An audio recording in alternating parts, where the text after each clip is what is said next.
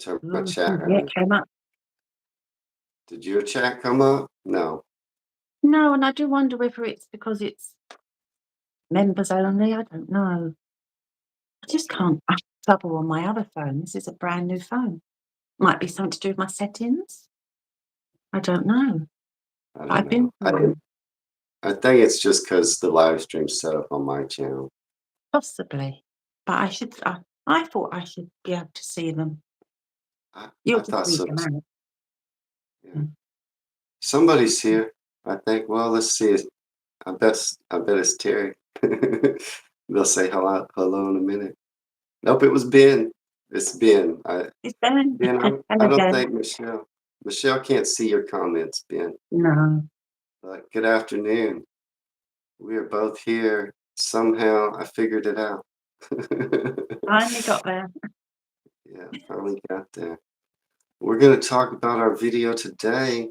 We're working on together, Ben.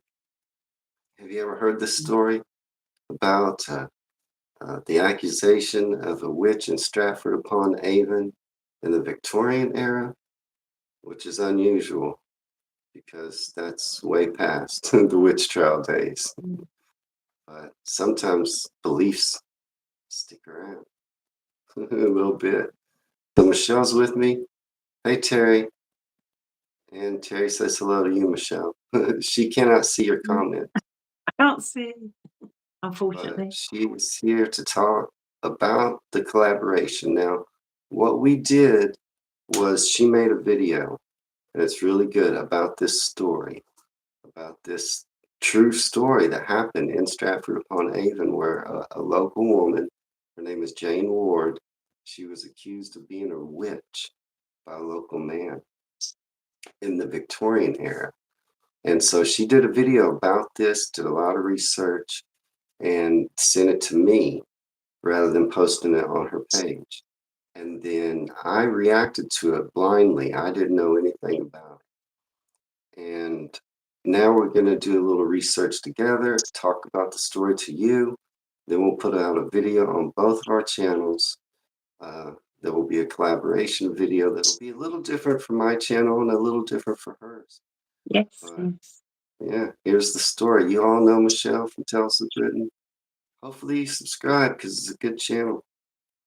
I'm going to start just by reading a little article, and then Michelle will join me in some talk. But this is just in case you haven't heard of this. This is just in case. It's just a brief overview. It's not the details that Michelle and I will get into, but this is what happened briefly. This is from a website called Our Warwickshire, and it's titled Witchcraft in Sheep Street, Stratford, Jane Ward. That was the name of the lady. So this happened on December 3rd, 1867. John Davis was sentenced at the Warwickshire, I don't know this word, assizes, Michelle? Okay. To 18 months hard labor for wounding with intent to do grievous bodily harm. His victim was Jane Ward, but what provoked this violent outburst? Apparently, headless ghosts had entered his home through the chimney and tormented his family. But what has all this got to do with Jane Ward? Well, she was branded a witch, or more accurately, she was branded a witch by her neighbor, John, and his family.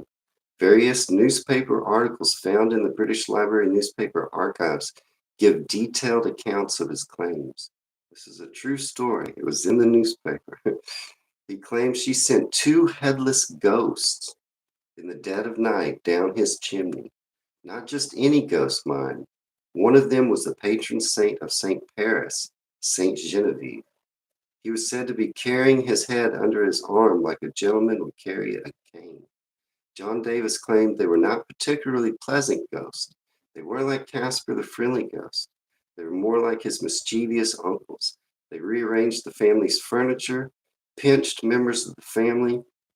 They also turned their attention to Mr. Davis's disabled daughter, who was thrown off the sofa, and they then tossed her around the room before turning their attentions to the sofa, which then suffered the same fate. This is the brief story. that we're talking about.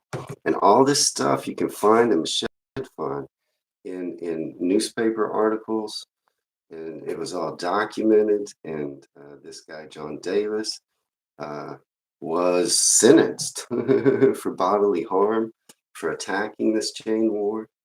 And so it's kind of cool and it's kind of different. So I want to ask Michelle, like, how'd you find this case? What made you start learning about this case? Well, first of all, I'm going to apologise for my birds It's okay. chattering in the background. It's not cute. too loud, I hope. I thought that this might happen if I chose to do it from the space. Okay. For the channel, I originally wanted to do stories. I've got a playlist, it's called Ordinary People, Extraordinary Lives. And those were the sort of stories, like this one, I wanted to tell. But I realised, I'm an experienced researcher, that it would take me so long just to do one video. So that's why I branched out into doing the walks and so on. Therefore, when I started the Ordinary Lives idea, went for the newspapers, I started looking for stories. I knew I wanted to do fraud, murders, witchcraft, ghosts, all those type of things. And that's how I found her. She was in the newspaper first. Then what I do is I go and look on the web just to see how much there is out there. If there's not very much, that's the case I take on, because it's my challenge to actually find stuff out and then fill out the story. And yeah, that's how I found her to begin with. I went online and then started looking at the census and seeing what children she had. I built up a family tree, just filling in that background, kind of know who she was. So you're looking up research, and obviously I can tell, y'all can tell too, Michelle likes to research. How are you, is it online? You're not going to archives, are you? I do go to archives, yes. Not in this case. There is a story that's coming up that you're not going to be able to see because I'm doing it for the Society of Genealogists. So unless you buy a ticket, you won't be able to see that. But I went to archives across London, tell that story, and it was a case of fraud, and it was a major case in this country, fraud and impersonation. So yeah, I do go. Yeah, I'm trained at researching in archives. So she is detailed. Now, after I watched the case, I did way less detailed research than Michelle did. But I do have some articles that do list some of these newspaper references. Hey, Ben, good to see you back. I didn't know you left. Ben said he's back, Michelle. So some of these articles she probably knows, and I'm going to read some of them out loud. What's interesting is that it was all documented, and she was probably able to find a lot more than I did. But it's cool to read some of these newspaper articles. I have some of them right here, and I'll read them to you, and then Michelle and I'll talk a little bit more about that. But this one, let me see. I'm on a website here called, what's it called? Poltergeist Archive. Oh, okay. Yeah. And they reference this case, Stratford upon Avon in Warwickshire, 1867. And they have clips on their website that come straight from the newspapers. Okay, so here's some, let's see. I want to get this exactly right. Stratford upon Avon Herald. This appeared August 23rd, 1867. Okay, and this is straight from the newspaper article. The Stratford on Avon Herald. It says at the Warwick, I don't know this word again, assizes. Assizes. Okay. I guess that's a court thing. Yeah, yes. It's it's the middle court, criminal court in the England and Wales. So you would have them they took place at the county town, the main county town, or capital. So y'all know what I'm saying there. So at the Warwick Assizes on Monday, a singular case was heard.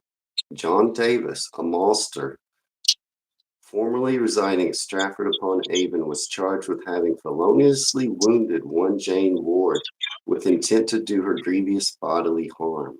This is the accuser. He's accused her, and he's attacked her and cut her, right? And made her bleed, I believe, was the point, because drawing blood would somehow render him safe. Yeah. Is what he thought. So he attacked her. Okay. The prisoner, with his family up to the time of his arrest, had resided in Sheep Street, Stratford-upon-Avon, and they had labored under an impression that the prosecutrix, who occupied an adjoining house, had bewitched them. In spite of the efforts of friends to the contrary, they persisted in the delusion and frequently narrated with singular circumstantiality visits which had been paid them in the night by spirits. Some of these, they stated, entered the dwelling by descending the chimney, and when they landed in the room, they went through a variety of capers, such as seizing the furniture, pinching it about in the apartment, pulling the clothes off the bed, and even tossing the inmates up into the air. One young girl, who was an invalid and obliged to recline upon the sofa, solemnly declared that a man and a woman came down the chimney on one occasion, but being headless and taking her by the body, cast her violently upon the ground, then tossed her up into the air and performed similar feats with the sofa. The statement created so great a stir in town that the police were called in to investigate the matter, and although they pointed to the accumulated dust around the feet of the sofa in proof that no such thing could have happened, the prisoner and his family declared their firm belief that witches had been there, and the only way to break the spell was to draw blood from the body of the prosecutrix, who was suspected of having bewitched them. A day or two after, the prisoner rushed into the house occupied by Jane Ward, the complainant, and inflicted a frightful gash in her cheek. He inflicted a wound half an inch in width and 2.5 inches deep. Wow. When he saw the blood flowing down her face, he exclaimed, "There, you old witch, I can do anything with you now." At the station, he said in answer to the charge, "Serve her right. She can do no more harm to me now. I have drawn first blood." He was found guilty, and evidence was adduced showing him to be a respectable, industrious, and sober man. The learned judge said it was most deplorable to see such a man found guilty of the commission of so serious an offense. Had it not been for the excellent character he had received, he would certainly have been sentenced to penal servitude. As it was, he would receive a sentence of 18 calendar months with hard labor. That is a newspaper report, straight from the Stratford-upon-Avon Herald, August 23rd, 1867. You've read that probably, Michelle? Yeah, I did. Some of the newspapers are also syndicated, so the same story would appear all over the place, all across the country, for the same actual article, reprinted word for word. So I may not have read it in the Stratford Herald, but I possibly read it in a sister paper somewhere else, another county. Why do you think this happened in 1867? It's so far removed. Yeah, but the folklore was still there for people in these rural communities. They still had these really strong beliefs. And if for some reason the hysteria gripped one person, it may have spread to others within the family. I find it fascinating and great. When I was watching your video, I was like, oh no, she's about to be in trouble. I was afraid for this poor woman, Jane Ward, but they found him guilty. Yeah. That says a lot, right? Yeah, but I think it was indicative that attitudes had changed. That the idea was, well, you can't go taking these matters into your own hands and using witchcraft and superstition as a Right. basis for attacking someone. So even though they tried to paint her character quite badly, didn't they? They tried to suggest that she had a son who was transported to another country, which I presumed was possibly Australia, and she had attacked someone, and that he was a hard worker and he was a maltster by trade, and they are kind of verging on middle class. They're not quite middle class. You'd say upper working class. They still went for him Yeah, because he see, was that's the the thing attractor. is when they start Yeah, saying he was an upstanding good character, the yeah, judge said he would have got more time if he wouldn't have yeah, been. yes, And that's that's right. also it leads credibility to him. You know Yeah, what I mean? he And does. yet I wonder what was really happening. If this guy's a good upstanding citizen and she's not a witch, was he just making up lies or was something weird happening? It's a whole strange story, right? I often get a feeling with some of these cases that people believe something, or they started to believe something, and then they convince themselves it's actually true. It's a bit like with abductions and Right. It's other crazy. or mass hysteria events where people start believing all the same thing. Nelson Mandela effect, it's like that. People I mean, start that's believing. true. If y'all have heard of the Mandela effect, where people Yeah. believe things that just aren't true. Yes, Mm, things can get away from you. He probably sounds like mm, a good guy, but it was great that the courts and the newspapers and the town all got behind her because mm, there just was no evidence. And to no. that point, I have another article uh, that talks about, let me see if I can find it, that talks about the investigation, okay? Because Yeah. he was an upstanding citizen. Yeah. The detectives came and they looked at this and tried to find, like, is he telling the truth? They Mm. did investigate. So I have an article that is about that. Oh my gosh, can't I find it? Okay, I think it's right here. Oh, I might have deleted it. I do that Yeah. sometimes when I'm on, but I'll It give was you the that synopsis. And Michelle Superintendent probably knows. Richardson, who went Okay, to the property to investigate and looked at the furniture and found all the dust lying around the furniture and concluded that nothing could have possibly have been moved that time. And that was accepted along with the evidence by the doctor regarding the gash on her face, which was said to be either made with a tobacco pipe, I think that was the lie, or a knife, a blade. So all that was accepted by the court. right. Yeah, I read the article and I'm seeing if I can pull it back up here. Mm, They sent a detective there, and he was also said in the newspaper article that he was a learned and uh, had a lot of experience and did a very detailed investigation yeah. and found that none of the furniture had been moved. Mm, There was no evidence of any of this stuff happening. And mm, he was apparently unbiased and was trying to maybe find something so he could substantiate what this good, upstanding citizen, John Davis, was saying. So, yeah, it was like they kind of did try yeah, to be they like, did. okay, maybe this is true, but it wasn't It's true. hard to know. All we can say is he had a vendetta against her. Maybe he had a period of bad luck and was desperate to find a reason for that bad luck. After all, it seems he had a daughter who was quite ill. Yeah, so she's And maybe, an invalid. yeah, she was the invalid. So whether that was temporary or whether she was disabled, he may have been searching for answers and then just turned to old superstition. I think that makes a lot of sense, right? Mhm. Because if things were going poorly in his life, he looked for someone to blame, and Yeah. maybe just his imagination got away Mm. from him, you And know? we don't know what the daughter had wrong with her, whether she had confusion, delirium. She could have had any kind of illness, scarlet fever, that may have led to her seeing things. Because the same thing happened to my mum when she was young. See, I She see other had, news, yeah, she right? had a fever and she was seeing apparitions. My mum knew afterwards that it was due to the illness, but she still saw them.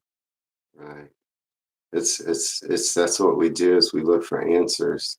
And so, Yeah, yeah, if we're sick, we sometimes we believe yeah. things that, yeah, anything can happen. We want Here's another answers. just brief snippet from another article.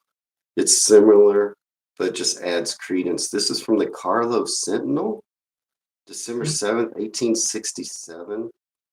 And it says much as above. On Friday, the man John Davis carried out his delusion by suddenly pouncing on the poor creature and seizing her firmly. He inflicted a frightful gash in her cheek, full 3 inches long. Having done this, the whole family felt relieved and assured that the spell was broken, for they told the superintendent that the following day they all slept well and undisturbed, which they had not done while the witch was left unexercised. It's interesting that the whole family believed this, and Yeah, once he attacked her, they all believe it stopped. yeah. You know, So we put even beliefs in things. the Yeah, two sisters that went there originally before he came in, they must have believed it. That was his two sisters. And yeah, he came, they all believed it, they all believed it. Yeah. and they all thought it stopped as soon as he cut her. Can you imagine the what drives a good man to attack a woman with a Yeah. knife or whatever and cut her in the face? Yeah.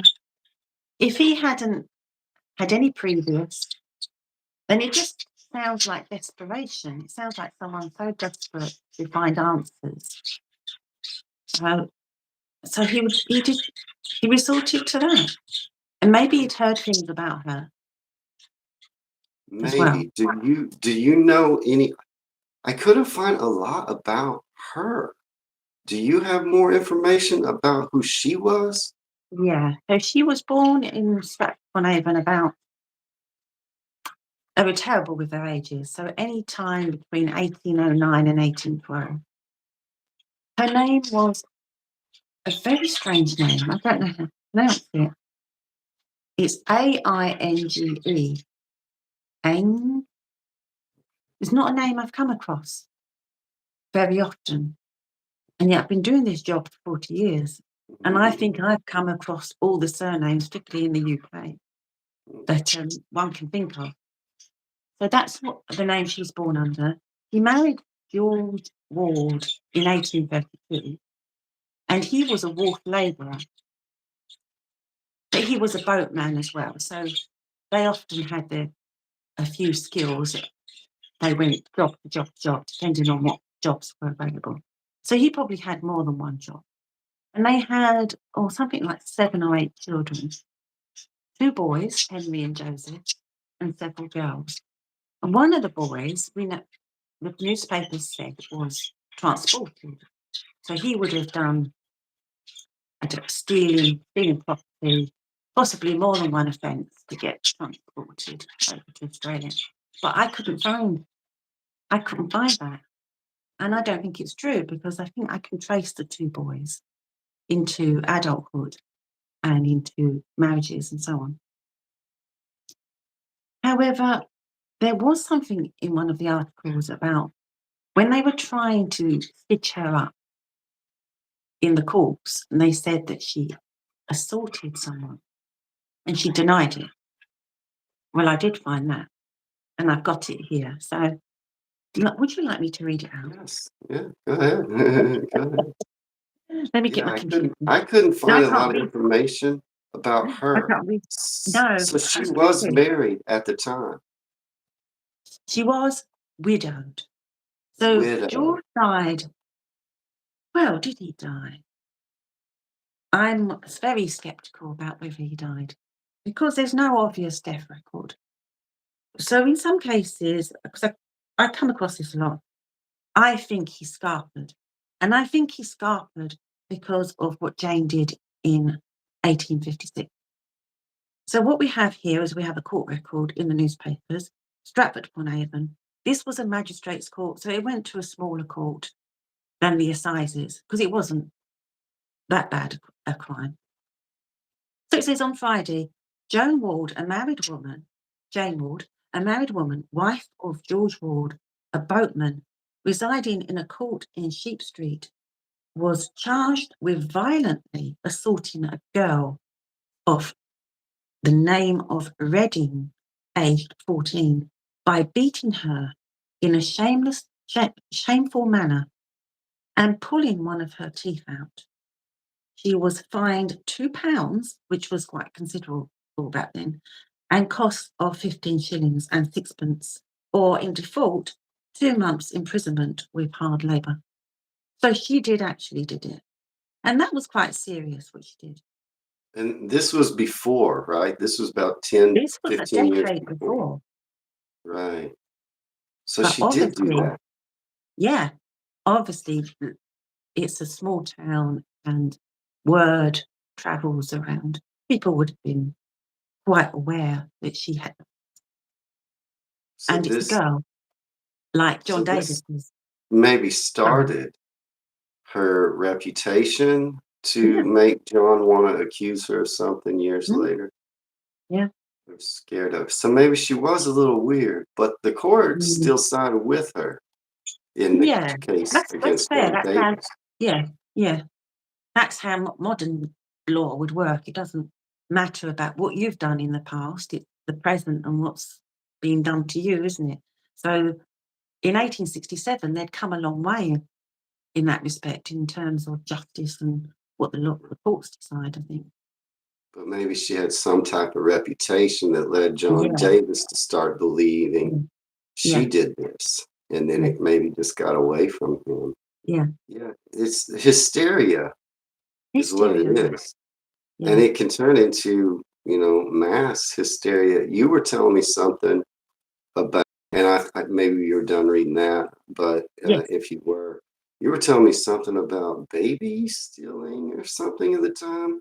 Yes. Well, it's just a thought of mine. I don't think there's been any academic work on it, so I wouldn't say that you can take anything from what I'm about to say. Okay. Just a little bit after this, there was some serious cases of children being murdered.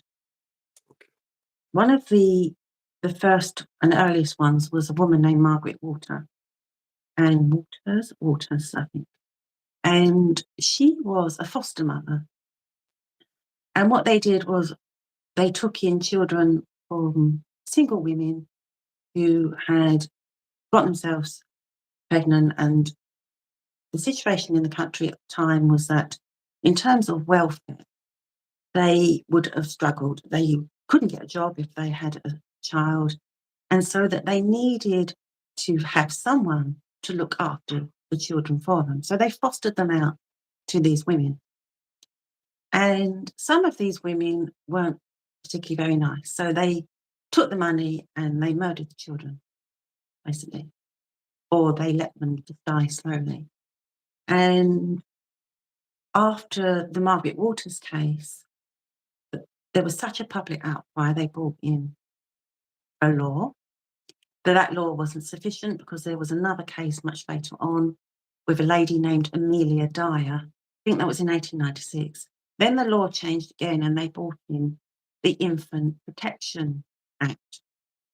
And so you then had all these health and welfare people going around inspecting these foster homes and these foster mothers. But it's the language, and it is almost parallel to how people were feeling about witches. It was these older women, yet again, being sometimes unjustly accused of these crimes. So I do have a quote here from one of the newspapers in not long after the James case. It was 1870, and it is about baby farming. So it says, baby farming, the opprobrium of Britain, the darkest stain upon our religious character, as a nation continues to flourish. Babies in dozens are sent literally as lambs to the slaughter. This is it. The slaughterers are vile old harridans, in whom every spark of womanhood has long been extinguished. Wretches, hateful and devilish neediers, who watch the last agonizing convulsions which end the little life with the same coolness as they would watch the struggles of a drowning fly, and who rejoice when all is over that they are now ready for another piece of murder. This frightful race of witches and hags must be exterminated. So the language, they're using the same language, these women. So it kind of is carried on from the witch hysteria that we had 2 centuries earlier. Right. It's just transferred, and they started It's accusing these transferred. women Probably not as bad, falsely. but it is that same, that kind of same attitude, misogyny, if you like, Right. towards our older generation of women. Yeah, we have the same thing in the US that has gone through in our history of like what we call satanic panic. There was time Mhm. periods in the 80s and even before. Yeah, Communities would say, "Oh, they're Satan worshipers. They're all out in the woods and they're doing yeah, all these yeah, sacrifices." And it's the same kind of thing. Maybe times are hard. They're looking for answers. They start making up stories. It gets out of hand. mm, It becomes a yeah. hysteria or a panic. As a It's when people society, don't really understand something, isn't it?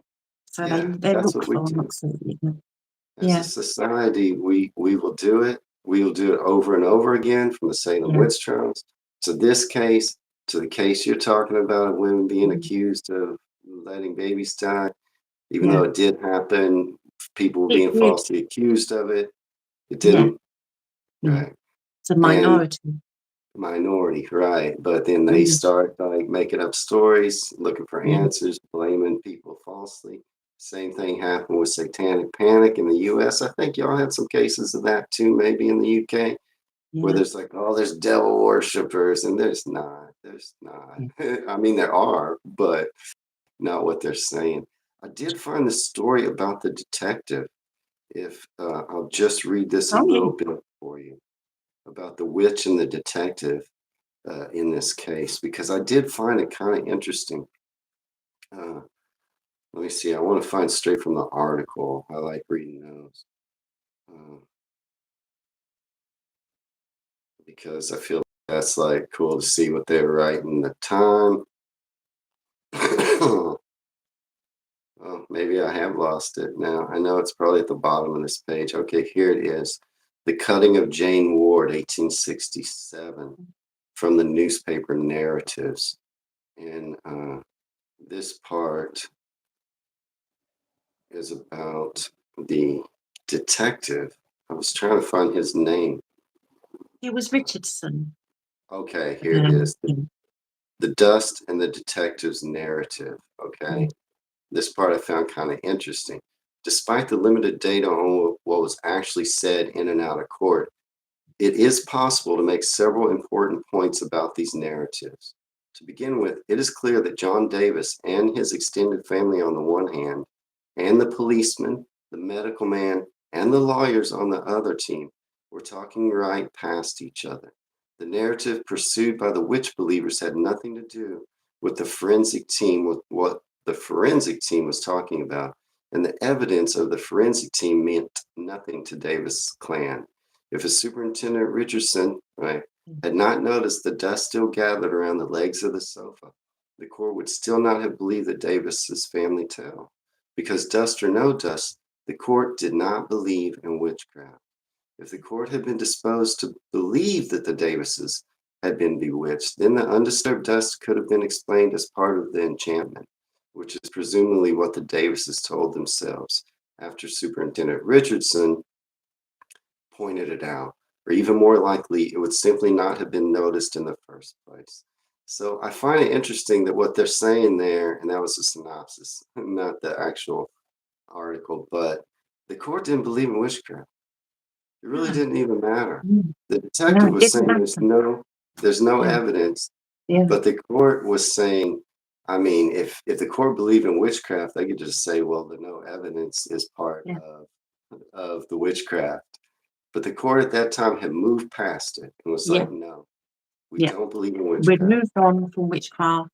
We're in a modern age that believes in science, and They weren't none going to of that buy it no woo-woo. matter what. That's They pretty weren't cool. gonna buy it. I also do find it cool that this Richardson guy was like, let me get down there with my magnifying glass. You know what I Yeah, mean? He was like, he's a proper Sherlock, isn't he? yeah, he was like, let me look around and see. Yeah. No, this couch hadn't been moved because they claimed the couch had been thrown and the invalid girl had been thrown around. He was like, no, there's no reports. And the courts, but the courts were like, it doesn't matter even what he's saying. What matters is we don't believe in witchcraft. Craft anyway. So Yeah. Genghis said hi to you, Michelle. Hey, Genghis. Hello, Michelle Genghis. can't see your comments. Only I No, can. sorry. But I wanted to pass that along. Terry says, is there a movie about this? If not, there should be. No, not that I know. Okay. Terry, Just my Michelle, video. you should, yeah, just her video. You should But produce this and get some investors. It is an interesting story. I feel like, Terry, it was your idea to make a movie. So you should deserve some yeah, credit. do it.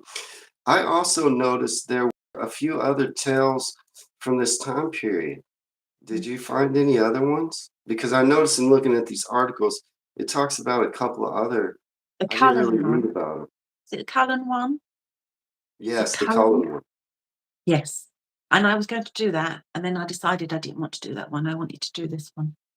Okay, I do see it. I see it right here in front of me, talking about that case. So there were limited other examples, but it Yeah. was good. Society had moved on. Now, I don't think we're gonna maybe make a whole hour.